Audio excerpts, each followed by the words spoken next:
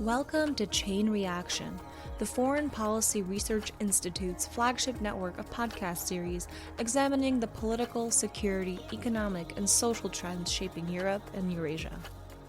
Throughout the year, we're talking with experts about developments in Russia's war in Ukraine, the new European security order, the past, present, and future of the Baltic states, Russia's political economy, and great power competition in the region. Join us each month for Bear Market Brief, Baltic Ways, Report in Short, and of course, our flagship, Chain Reaction. New episodes are available each week on Apple Podcasts, Spotify, or wherever you get your podcasts. This week on the Bear Market Brief. By many accounts, Russia is a middle-income country. If you look at measures of nominal GDP, its nearest neighbors are Brazil and Spain. So why then does it exercise such tremendous weight in geopolitics? I'm Aaron Schwartzbaum, and this is the Bear Market Brief podcast. This is going to be another meta episode. I want to zoom out and ask a bigger question here. What shapes Russia's ability to drive the global agenda? And if it's strength, what does strong even mean? There's another question here, though. Why do conceptions of Russia's strength tend to vacillate so much? If you look at the news, you'll see usually two extremes. Russia is either unstoppable or it's about to collapse. Both of those can't be true. We have a recidivist guest this episode, one who is always a pleasure to talk to. Seva Gunitsky is an associate professor and the George Ignatieff Chair of Peace and Conflict Studies at the University of Toronto. He is the author of Aftershocks, Great Powers, and Domestic Reforms in the 20th Century, which was selected as one of the best books of 2017 by Foreign Affairs. His work has appeared in International Organization, International Studies Quarterly, International Theory, and Perspectives on Politics, as well as public outlets like Foreign Affairs, Foreign Policy, The Washington Post, and The New Republic. We had a great conversation. I hope you enjoy. Seva, welcome back to the Bear Market Brief podcast. Aaron, thanks so much for having me back. So, catching up a little bit since your last appearance, what has been keeping you busy? So I've been working on a few things, mostly related to Russia and the new Trump administration. I have a piece in Foreign Affairs a few weeks ago on secession and what Trump means for separatist movements. And I also have a new piece in Post-Soviet Affairs with a co-author, Anna Lysenko, looking at the IT army of Ukraine that just came out a few weeks ago. There was a strange thing that appeared in the wake of the invasion where this IT army of volunteer hackers sprung into action, and our article kind of documents that. And a little bit recently, I've been interested in Russian power. I wrote a Substack essay on sort of the strange paradoxical nature of Russian power, which is, I think, why I'm here. Yeah, lots to cover, and I think we want to zoom in on the Russian power angle specifically, but I mean, really relevant topics across the board. So yeah, great. And I think we can, honestly, I don't think people care what I've been up to. I think we can just go right to the the fake country. Well, I think they care. Yeah, so this fake country. So we have, in a methodologically rigorous effort to understand what makes a country strong, come to the conclusion that we need to make up a not Russia, which I have termed the Primerian Federation. Little linguistic wordplay there. Primer in Russian meaning example. Little Very wink. nice. I love it. So we want to talk about the Primerian Federation, which is assuredly not Russia, different place altogether. How do we think, in the case of this made-up country, like what makes a country strong? How do we even begin to measure that? Yeah, well, this gets into a really tough question that political scientists have tried to resolve for a while. How do we measure national power? I guess I'd say when we first started trying to measure national power, we kind of naturally gravitate to tangible things you can kind of see and count. Armies, factories, wheat, whatever. And so in IR, the traditional measures are exactly what you might expect, focusing on material resources, on hard power. And probably the most influential measure we have is the sync score. Have you ever heard of the sync score? I have not heard of the sync score. Yeah, so it's very popular among IR scholars, but not very well known outside. It's been around for about 50 years now, and so it's become sort of one of the most popular measures almost by default. There's over 1,000 papers are cited, and it was developed by this guy David Singer at the University of Michigan, way back in the 1960s. Actually, I house sat for Singer when I was an undergrad one summer, kind of randomly. He was a very old man by that point. He was kind of infamous as a kind of a jerk. He was reviewing a paper and he said, the paper did not have a statistical component, so he wrote a one sentence review. This is not social science, and sent it off, which to me is just kind of like a mean thing to do and unproductive. Anyway, I promise this actually, there's a point to this tangent. His thing was we need to gather as much data as possible on war, on alliances, on national capability. The more data we have, the more we can run regressions and figure out what causes war, which is kind of like a very inductive approach, not very theoretical. And he had this big nemesis in Ken Waltz, who was another big IR scholar who took the opposite approach, saying, no, you need theory, not data. Otherwise, you just end up with a bunch of disorganized data that's not really capturing what you're trying to capture. What was the line that academic feuds are so intense because the stakes are so small? Was That's right. the line? The famous Kissinger line applies very much here. They really did not like each other. In fact, when I was applying for PhD programs, Singer wrote me a recommendation letter. He showed it to me, which is just how he operated. And in the letter, it said, we've had discussions, and this young man has really taken the wrong side in the Singer Waltz debate. But I appreciate his honesty, even though he's totally wrong. That was probably the letter that got me to Columbia, where I eventually studied under Waltz and some of Waltz's acolytes.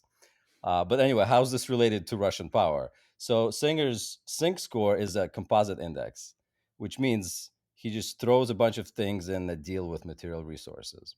Like remember, he just wants data, right? These are things that are easily observable, relatively speaking, and they're measurable.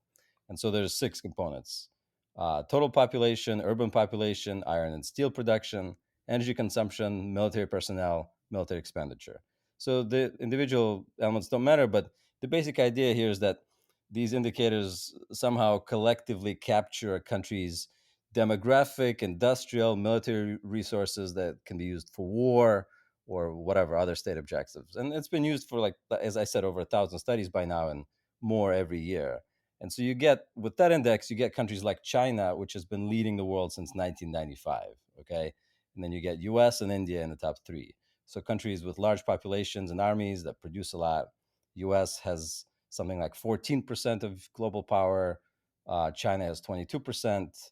Then India with 6. Russia has 3% of global power by that measure. And Japan comes behind about 2.5. So by these measures, Russia is in the top 5, kind of a great power of sorts, but it's very far behind China and the US and India and all those. And that's the most common measure, but you could probably imagine there are a number of problems with that measure. I mean, first of all, are these really good measures of power, like coal and steel, and seems a bit outdated? Maybe it was important in World War II, but not as much today. Maybe we What should. if there were a large power like the Primarian Federation that didn't have nuclear weapons but had lots of other metrics in its favor? Like there's a capability angle there too, I suppose. Yeah, like microchips or something else that's not captured by those kinds of crude material resources, right? So that's those measures are very crude, and we know this, but we use them anyway because it's hard to come up with anything better. I think the main issue really is, okay, so you have these resources. Does that mean you can mobilize those resources? Do you have the political capital to use them? And that's what I mean when I wrote in my piece about agentic power. Right? You need to have that willpower. Of course, willpower by itself is not alone. You can't just will yourself into great power status. But the point is, having these resources is a necessary but not sufficient condition. You have to mobilize them. So that means things that can't really be put into regression tables, like the willingness to use your army and the ability to absorb pain and to experience losses without endangering your regime or to break global rules and all those things. Let me give you a specific example. So, in the 1894 Sino-Japanese War, China has a sync score that's 5 times as large as Japan. But in the war, Japan just mops the floor with them because they have a much more organized, much more efficient fighting force. And in fact, throughout the 19th century, China has the world's biggest population, the world's largest GDP, the world's biggest military.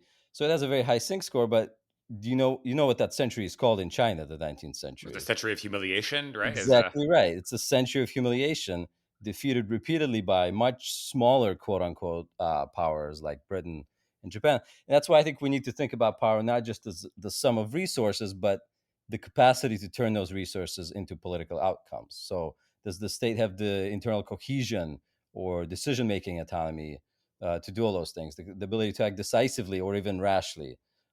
And I think Russia, in some ways, is a perfect example of that. part of this has to do with like leader personalities, so like the oomph required to go to war, and I guess part of this has to be institutional. So can we dive into some of the, like, there's, you need to be organized to launch a war, but there also needs to be somebody theoretically on top, or a collection of people on top who are, I don't want to say cultural, that starts to get into some topics we'll talk about later, wink wink nudge nudge, Mhm. but a willingness to use that force. So any thoughts there on some of the differences or nuances? Yeah, so yeah, in order to have those resources, you need to have people who are willing to use those resources, and that's not controversial. Like even structural realists like Ken Waltz will say, "Look, if you want to examine the nature of power, you have to look at who's running the place, not just how much power they have." And so, as a result, that means we have to deal with things that are pretty intangible, and that's uncomfortable for so-called realists who are used to material things. So, on Russia, for example, they're again, like if you look at GDP or sync score, it's far behind the U.S. or far behind China. All right. And, this is why people every few months somebody goes, why is Russia running geopolitics when it has an economy smaller than Italy? Right. It's a relatively small economy, middling technology, bleak demographic future. But it's still, through its leadership, through its institutional capacity, through Putin's actions, and through his ability to sort of tame domestic institutions, Russia has mobilized to kind of punch above its weight. So annexing Crimea, intervening in Syria, obviously the invasion of Ukraine, and just working to destabilize politics across Europe. So these are not really the moves to me of like a mid-tier power. They're the moves of a state that's willing to absorb risks, even when their material indicators would suggest, hey, be more careful. And like that's why I'm thinking of the Japan-China 1894 example.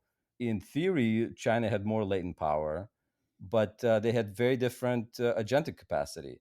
And the same applies with something like Russia in the EU in today or in 2022. Like the EU has the latent power, but it doesn't have the capacity or the political will to mobilize that to turn it into any sort of capacity. So power is not just about iron and steel like in the Sync Index. It's about the political will to use them, and that means, as you say, having the leadership who wants to take those actions, and the leadership enjoying the luxury of a domestic regime that allows them to undertake those actions, so that they can domesticate and tame the domestic regime, and let them pursue their needs. Now, this often leads regimes to tricky places and rash decisions, but that's another story. Well, I'm thinking of the end of the Soviet Union, like Gorbachev, who had, I think, institutional command and lots of forces to mobilize to brutally repress burgeoning democratic or anti-Soviet movement, and just didn't feel like it. So That's a agentic perfect power example goes where both ways. That's a perfect example where agentic power was exercised, even though the capacity was there. They chose not to exercise power, even though they could have. You're absolutely right. It goes both ways. Uh, those those elements of power do not necessarily go together, and that's really key. And by the way, I just want to say that Russia is not necessarily unique in that regard. Like, we talk about sort of fetishizing Russia to some extent, or putting it up on this symbolic pedestal of the enemy. But Russia is not unique in that sense, where you see echoes of this with other revisionist powers, for example, like Iran or North Korea, where they have the ability to escalate unpredictably, which gives them influence beyond the resource base. Although Russia, of course, is not North Korea, it's much bigger, and that amplifies that agentic effect. But even like as a historian, like this is not new. Like if you look at the Dutch Golden Age, it's like what 2 million people, tiny country, army not very strong, but for a period it was a great global power, dominating trade routes, even though it would have scored probably pretty low on the sync score. But it had financial innovation and sort of maritime innovation, those things that are not very that are hard to capture, right? And I think that Russia is kind of similar in the sense like its material base might be smaller than its ambitions, but it compensates through sort of a willingness to take risks that others don't, and to operate outside accepted norms. That's what it's done. So I want to flip this viewpoint around over or on its head or whichever direction we're flipping it. That we talked about material power, we talk about agentic power, but I would have to say that some of this has to be based on like perceptions of the people the power is being leveraged against. And this is one of these topics that I try and, covering Russia on this podcast on the brief before it, not to have any strong editorial lines, but one that I really insisted on and looked out for was what I always called the Russia boom bust cycle, where like Russia was never having a middling week or month or year. It was either on the verge of conquering the entirety of Europe and Central Asia or about to collapse, or sometimes both at once. And it's kind of weird that I don't see a lot of countries covered that way. Maybe trying to get some of that. I want to ask about like perceptions of Russia and why we see this lack of calmness, frankly, in a lot of the coverage. It's always breathless in either direction. Yeah, so it's a great question because like it gets at something that we're circling around, but political scientists don't like to admit, which is that power is not purely objective. We can't pretend it's just numbers, and that what we call, at least some of what we call power, is socially constructed, right?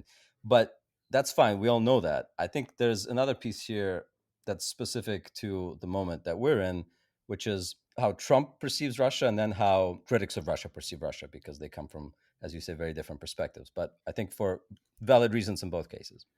So valid from their perspectives anyway. So, how Trump talks about Russia or perceives Russia or Putin. Trump, I think it's not controversial to say at this point, seems to have this instinctive admiration for rulers like Putin. And he sees Putin's authoritarian strength as a kind of national strength. Like if running the country like a personal business empire makes you kind of powerful by definition. And I think that skews how he talks about Russia. He treats Putin like the leader of a peer great power. And not to mention, that view, that perception resonates with large parts of his political base too, because they don't want to see Russia as a crumbling petrostate, right? They don't see it that way. They see it as a kind of important cultural ally, like an ally against woke liberals or against global institutions. And so Russia gets elevated in the perception in that conversation because it's not Ukraine, right? It's not some border state. It's not Canada, for God's sake, some puny regional actor, but it's a legitimate rival actor to the U.S. that's entitled to its own sphere of influence, and that inflates Russia's importance, I think, artificially, as you alluded to. And when you combine that narrative with this temporary inflation of Russian power, uh, and that happens not just because Russia is getting bigger, because the U.S. is treating it like it's strong. At the same time, the U.S. is pulling away from global leadership, leaving more space open for countries like Russia and China. So we have a temporary increase in the perception of Russian power. I think that's true. That's one way in which perceptions skew things. There's another way in which perceptions skew things very differently. Like I hear this argument sometimes online from people who are not people who are not on the Ukraine side. An argument is something like, okay, look, if Russia is losing the war so badly, if it's overstretched militarily, why are Poland and the Baltics so worried? Why are they so concerned about future invasions? Like, what resources would Russia even use for a war with NATO? And like, that's a reasonable argument. Like, especially, look at Syria, for example, right? You have a decade of Russian military and political investment, and the regime falls apart in days, and Russia can't intervene because it's focused on Ukraine. So, if a hallmark of global power, at least one hallmark of global power, is the ability to manage these multiple fronts at the same time, then and you're failing to imperial overstretch, you've barely started to cobble together your empire again. That's not a great sign for Russian ambitions, right? How much should Poland really be worried, right? Is the bottom line, which is like, that's fine, but that's also kind of like saying, okay, the Russians are not really stupid enough to actually do this, are they? Like, would they actually go against NATO given everything that's happening? That would be dumb. Um, but you're asking sort of generals in Poland and Lithuania to sit there and say, no, they're not going to do it because that would be dumb, right? And that question, are they dumb enough to do it, was asked a lot before February 2022. And a lot of people said, no, no way. Here we are. So, in my view, I think by this point, maybe this is too cynical. I'd be curious to hear what you think, but actions by Russian security forces by now have become sort of so untethered from any idea of a national interest of any kind that I can't say with confidence that they would not try to expand the war in some way, either out of mistake or hubris or stupidity. You know, it happens. Like Stalin was totally convinced that Hitler would never be dumb enough to start a two-front war. That's why he never mobilized for Barbarossa. So countries do stupid things, all the time, especially when their leaders are disconnected from the population, as Putin surely is. So in that sense, I think there is this maybe overinflated perception of a Russian threat, but that perception is rooted in a reality of Russian aggression that's hard to deny. Well, I think this gets at some of the theory in international relations about like constructivism and identity and understanding. So like understanding national power. So like easy to say as an outsider that Russia would never be that stupid, but if you or your parents were part of what in Poland's case, give or take 60 years of occupation by the Soviet Union, successor state Russia, like I think that would be pretty fundamental in educating your identity, negative identity, separation from Russia, and fears of that past state. So it would seem reasonable, regardless of the material capacity of Russia. It's not even necessarily about Russia at that point. It's about your own frame of reference and minds there. Exactly right. It's very hard to say confidently to these people, you're just being paranoid. Russia is tied up elsewhere. We may have the luxury of saying that, they don't. So you had talked about, I want to pivot to our final topic, this topic of nationality as determinative. And I think that the way it came up is you talked about like willingness to absorb losses and suffer. And this comes up all the time in the arguments I've seen. I'm sure I'm guilty of having engaged in it myself from time to time. That Russia is uniquely able to absorb vast suffering. Oh, the sanctions don't work on Russia because Russia is uniquely willing to take casualties. Weirdly, that doesn't get extended to Ukraine, even by people who are arguing Russia and Ukraine are the same. Interesting, but besides the points, what drives this? I guess fetishization. We had talked about that. What drives this fetishization of Russia and somehow like a special magical place with unique characteristics that doesn't really get applied to other countries? Yeah, so I do have a problem with a lot of these takes that are like, well, obedience is in the Russian soul, and that's why they're willing to go along with the war. This kind of like very crude cultural essentialism is very old-fashioned, but somehow when it's applied to Russia is okay. I can't think of another country that has like a soul to that extent. Like it's quite unique to Russia, really. It is. It's partly a problem of Russia's own creation. I think lots of Russian nationalists would, I think, probably encourage the idea that there's a unique Russian soul that lets them suffer. So it's not entirely a Western imposition, but certainly the kinds of narratives we see in the West don't help to sort of demystify this issue. Yeah. So, like, we talked about sort of agentic powers having internal coherence or internal legitimacy, or at least acquiescence, I guess, and willingness by the people to prioritize kind of state objectives. And I think Putin enjoys some of that. I use an example in my piece from in the book by Svetlana Alexievich called Secondhand Time. Have you had a chance to read that book? Great. It's a great book. Recommend it to everybody in the field, or even if you're not in the field and want to understand the self perceived identity of Russia today. Really, really helpful. Exactly. And even if you're not interested in Russia, it's a fascinating study of nostalgia and human psychology. And it's really a book about, in many ways, about Soviet nostalgia. And one of the interviewees in the book says, I would rather live in a great power than a supermarket. Right? I want to go back to those days. Again, I'm not at all generalizing to the people as a whole. I think it does reflect a certain willingness by a part of Russian society to tolerate bad living conditions if it means the country is important, the country plays a major role in the world, et cetera, et cetera. And I want to sort of say, I want to make a limited claim here that there are some people in Russia enough that they're willing to tolerate these bad choices by the state, including a bad economy, including the war going poorly, if they get to feel like they have a mission.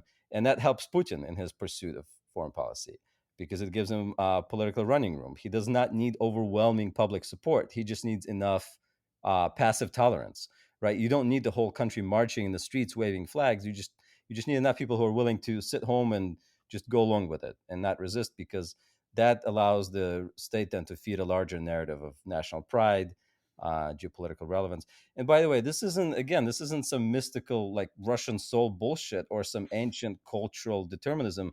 This is a political structure that's been cultivated through propaganda, through managed media, through appeals to history, through the trauma of the 90s, right? So the Kremlin can afford to do more things, like to escalate, to take risks, because it's calculated that, and so far it's calculated correctly, that domestic blowback will be limited and will be manageable. The kinds of constraints that Western leaders face, media cycles, all of that, Putin doesn't face any of that. And again, that's not about the Russian mentality.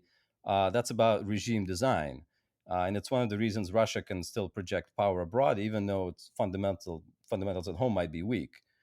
Um, and so, how do we know whether the people support the war or the regime? Obviously, we have to be cautious with Russian public opinion data. Most surveys show consistent majority support, or at least for Putin's framing of it, some trailing more recently. Um, you know, for an autocrat like Putin, that's enough, right? You don't need overwhelming support. You just need the absence of meaningful resistance. We can look at something like Israel, right? That's a much freer country than Russia, and they're also fighting their own genocidal invasion in Gaza. And there you get like insane measures of support, like something like 82% supported the forced expulsion of Gaza's population, et cetera, et cetera. Of course, the situations are not the same. Ukraine did not attack Russia in that way, but it does suggest the rally around the flag effect is real. And I think the broader point, is under some conditions, when you frame war as existential, when you frame it as defining your identity, then large chunks of any population can tolerate extreme policies, maybe even endorse extreme policies. And this isn't uniquely Russian. I have to stress it's a function of how political elites can frame threats and control information. So I think what does make Russia distinct here is not some cultural instinct for suffering or anything like that, but kind of a combination of state control and historical trauma and a political structure that really allows Putin to leverage that social acquiescence into risk taking geopolitically. And so, in that sense, it's not like the driver of Russian power is some kind of taste for sacrifice. Like I wish people would stop making that claim or alluding to it. It's a system that makes that kind of sacrifice politically manageable, and that matters for perceptions of Russian power, as we discussed, and also for how it exercises that power. Culture in quotes as a Yes, function culture of very much in quotes, as it should be. Now, on the fetishizing point, I think we should be careful, because it's not like Russia is some like this passive object onto which the West just keeps projecting its anxieties. Like, if Russia is upset about always being cast as the villain, like, it should stop actively doing villainous things, like annexing Crimea, or shooting down airliners, or I'm launching invasions, threatening nuclear strikes. I could keep going. Like, this is not just Western paranoia or threat hyping or narrative construction. I think these are deliberate and aggressive choices made by the Russian leadership. So there's, yeah, like, absolutely, perceptions matter, of course, narratives matter, but there's like a hard floor of actual behavior that you can't explain away as Western projection. I don't think it's fetishizing to take seriously a country that keeps starting wars. If anything, sometimes the opposite happens, where we create these elaborate theories about Russian weakness and Russian collapse. That's one way in which we underestimate the regime all the time. Like many analysts thought, Putin is about to fall after 2011, the protests, or when the war was going poorly, or when Prigozhin was marching on Moscow there. But each time the regime is still there, it tightens control, it outlasts our expectations. And so that's the other thing. Like when we talk about power, national versus regime power. So yeah, in terms of national power, Russia is probably weaker economically and geopolitically, but Putin's regime is probably stronger. Like he's tightened control over the media and the oligarchs and society. And again, even Prigozhin's failed attempt ended up consolidating Putin's rule. So basically, I guess if the regime could keep the war going, it will go as long as Putin is in power. It seems like, and so that's not nothing. That's not just hyping the threat. It's something that we will have to deal with, and it can't just be dismissed. Once again, on a somewhat bleak note, thank you for coming by the Bear Market Brief. Illuminating conversation, lots of grounds to cover. We're very grateful. It was my pleasure. Thanks so much for having me.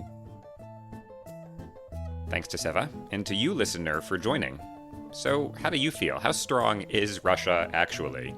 You can let us know at the Twitter and/or X handle at Bear Market Brief. The Bear Market Brief podcast is a project of the Foreign Policy Research Institute, that's FPRI, a nonpartisan think tank based in Philadelphia. For more information on this initiative and on many others, be sure to visit fpri.org. We'll catch you next time.